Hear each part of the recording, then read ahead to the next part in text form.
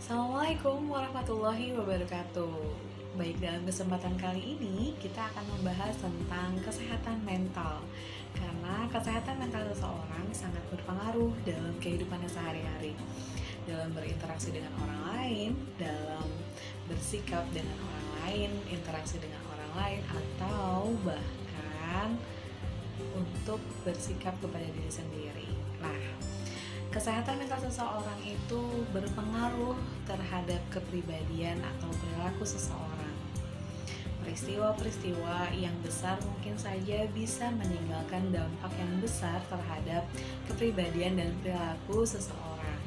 Jadi mungkin di sini kita akan membahas tentang apa saja yang dapat mempengaruhi kesehatan mental kita.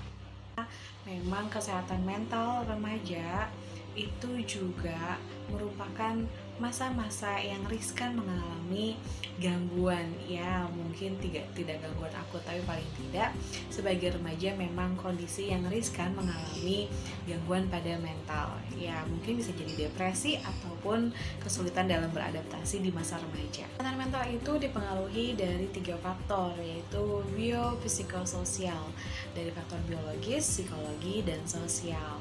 Ada faktor biologis, kemungkinan dari keluarga memiliki riwayat mental illness, atau faktor dari psikologis itu ya dari mungkin ada peristiwa, kemudian ada kekerasan, ada traumatik, kemudian ada pernah kehilangan, ada pernah mengalami kejadian atau memiliki kejadian pernah cedera otak atau pernah sakit yang berkepanjangan.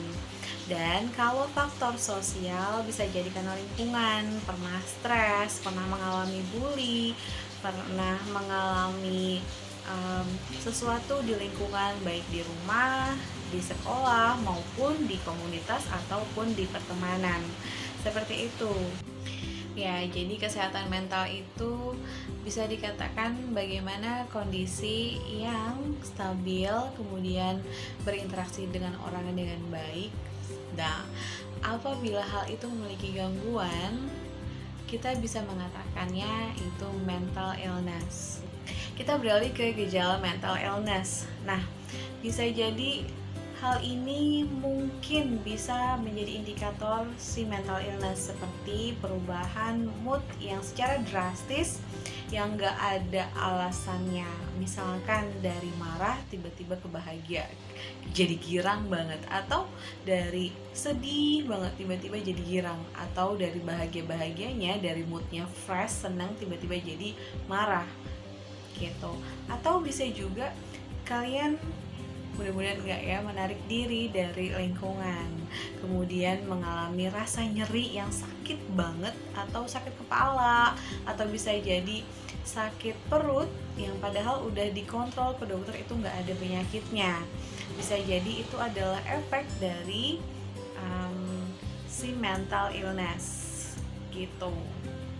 Dari gejala yang tadi itu bisa mengakibatkan komplikasi dari gangguan mental. Jadi bukan cuma mental aja yang terganggu, tapi banyak faktor bisa menjadi penyakit fisik, seperti ada yang namanya psikosomatik, yaitu penyakit yang dirasakan karena dari penyakit psikologis. Nah, jadi misalkan sakit kepala atau sakit mah, sebenarnya rasa sakit di lambung padahal nggak ada penyakitnya, yang dipicu oleh dari penyakit psikologisnya. Kemudian perasaan nggak bahagia bisa pun menjadi konflik kepada orang lain, kemudian terasing dari kehidupan sosial, dan bahkan yang lebih parah lagi ada hasrat ingin membunuh diri atau ingin menyakiti diri sendiri, atau bahkan bisa menjadi jeratan masalah menjadi masalah hukum dan masalah keuangan. Maka dari itu, yuk mari sama-sama kita koreksi dari kehidupan keseharian kita. Perlu perubahan pola gaya hidup yang lebih sehat. Nah, apabila memang terjadi atau dialami kok masih ada gejala-gejala mental illness, nah terus bagaimana? Ya, kalian bisa konsultasikan ke dokter ataupun orang-orang terdekat, karena diagnosis dari mental illness itu hanya boleh dilakukan oleh dokter. Tapi atau misalkan kalian merasakan gejala-gejala yang ringan seperti yang tadi saya sampaikan, mungkin bisa diatasi dengan perubahan pola hidup yang lebih sehat, pola makan, pola tidur, pola istirahat.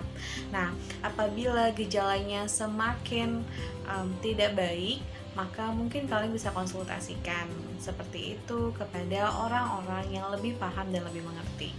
Orang yang lebih paham itu maksudnya bisa ke psikolog, bisa ke psikiater. Jadi ada banyak yang bisa dilakukan tergantung dari diagnosisnya. Ada yang bisa diberikan obat, ada yang perlu penanganan terapi. Jadi dilakukan hal yang tepat untuk kondisi yang tepat. Jadi teman-teman tidak usah menutup diri, karena memang di masa remaja ini ada banyak faktor-faktor, ya paham, faktor-faktor yang bisa memicu gangguan mental. Jadi nggak selamanya orang yang memiliki gejala gangguan mental itu dibilang orang sakit jiwa atau orang gila. Enggak, karena memang di masa-masa remaja itu kemungkinan memiliki masa yang sulit seperti masa adaptasi, dan banyak juga faktor-faktor yang bisa mempengaruhi dari gejala gangguan mental. Sekarang ke bagaimana kita mencegahnya. Kalau memang faktor genetik, ya buru-buru ke dokter karena agar tidak menjadi lebih buruk. Nah, kalau misalkan faktornya adalah psikologis dan sosial, ya itu bisa dicegah dengan kita bisa berinteraksi aktif dengan baik di pergaulan, kemudian banyak kesibukan yang positif, olahraga, kemudian pola hidupnya dibenahi lagi, pola makan maupun pola tidur. Apabila masih merasakan gejalanya, cerita sama orang yang dipercaya. Bisa cerita sama teman, sama orang tua, atau bahkan saya. Kalian bisa cerita sama saya, misalkan malu bisa di DM pakai akun fake atau fake account. Kalian bisa cerita, yang penting apapun yang kalian rasakan kalian sampaikan sama siapapun, kepada orang yang kalian percaya. Gak apa-apa kok chat saya pakai akun fake, yang penting kalian punya solusi dari masalah kalian. Oke, yang paling ditunggu-tunggu sama kalian yaitu tugas, yaitu tuliskan 10 contoh mental illness beserta penjelasannya. Tulis pakai tangan ya. Kemudian kirim ke Google Classroom 10 contoh mental illness, misalkan bipolar itu gimana, skizofrenia itu gimana, obsessive compulsive disorder itu gimana, dijelasin ya. Kemudian kirim ke Google Classroom. Oke, semoga bermanfaat, semoga menjadi bagian baik dari proses pendewasaan kalian ya. Jadi orang sukses lahir dan batin. Assalamualaikum warahmatullahi wabarakatuh.